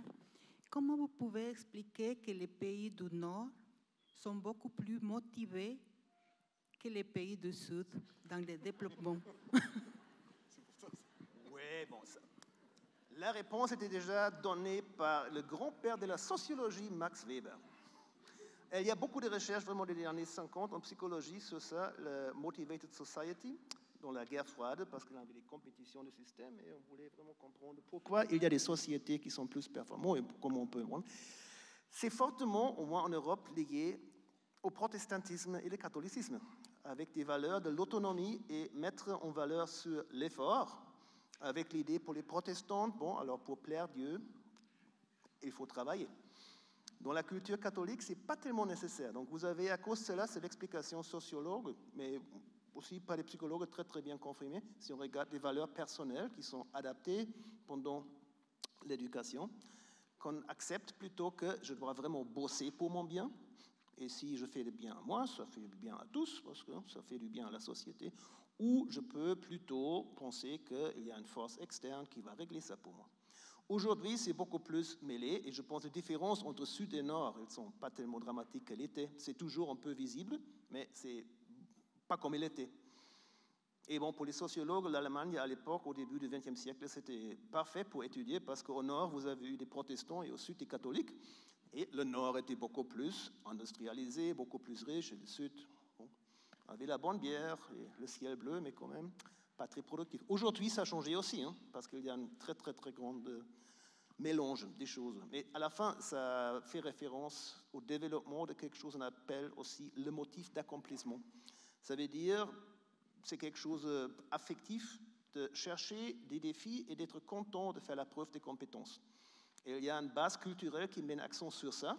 C'est plutôt très libéral, traditionnellement protestante, et il y a aussi des autres cultures qui disent plutôt collectivistes. Alors, bon, l'individu n'est pas tellement important, c'est plutôt le groupe et la responsable de tout le monde pour toi. Voilà, c'est l'explication. Si je peux me permettre, je pense qu'il faut être un peu vigilant avec ce genre de questions parce que, d'une part, les motivations ne sont pas perçues de la même manière dans toutes les cultures et d'autre part, il faut prendre en compte l'historique. Je veux dire, il y a aussi la colonisation à prendre en compte. Il y a beaucoup de facteurs qui ont peut-être changé les dynamiques culturelles des différents pays en question. Donc, je serais un peu méfiant en disant que le Nord est plus motivé que le Sud. Je pense que ce n'est pas tout à fait vrai. Mais il y avait une époque où c'était très prononcé. Oui. Et bon, comme je dis, alors ça a changé, mais dans les années 50, c'était encore très visible. Aujourd'hui aussi, la religion des gens, au moins en Europe, joue très peu de rôle pour les motifs. C'était différent après la guerre mondiale. Donc ça a changé. Mais traditionnellement, historiquement, il y a vraiment un lien très très fort entre des cultures plutôt individualistes. Et ça, c'est en Europe, dans la foi chrétienne, c'est le protestantisme, et plutôt collectiviste, ça veut dire le catholicisme. Mais aujourd'hui, complètement d'accord, ça a changé beaucoup. Et je parle que de l'Europe, parce que le reste est très très peu étudié par rapport au Sud et au Nord. Ok, ben merci beaucoup. Merci à nos deux intervenants. Et puis, je vous souhaite une bonne fin de soirée.